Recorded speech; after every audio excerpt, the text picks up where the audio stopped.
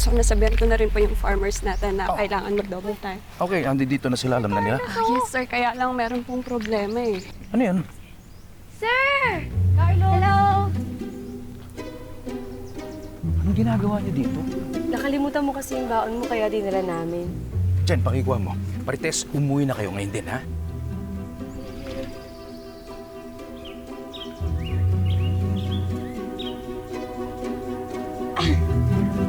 Ang busy. Sobrang busy naman ni sir. Sabi ko naman sa'yo, Mami, halika na. Uwi na tayo. May labada pa ako. Wala man lang hi. Wala naman ng goodbye. Hindi man lang nag-thank you sa dinala nating baon sa kanya. Baka may problema sa work. O, di ba? Halika na. Uwi na tayo. Huwag mo naisipin yun. Ay. Uy! Tingin ka pa. Halika na. Halika na. Halika na. Okay na yung kakain na yun. O sige, salamat ha. Balikan nyo na lang to, iba ha.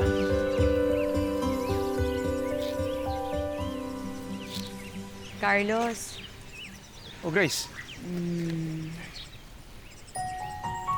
nakita ko na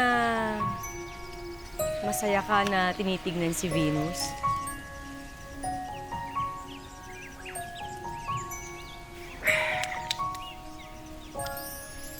ayun.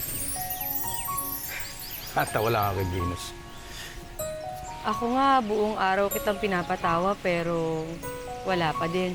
Bakit si Venus napapatawa ka niya kahit hindi niya sinasadya? Anong ibig mong sabihin? Hindi kita maintindihan.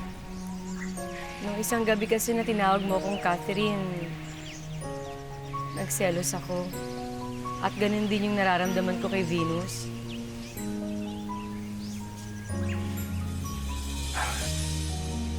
Crush mo ba si Venus? May nararamdaman ka ba para sa kanya?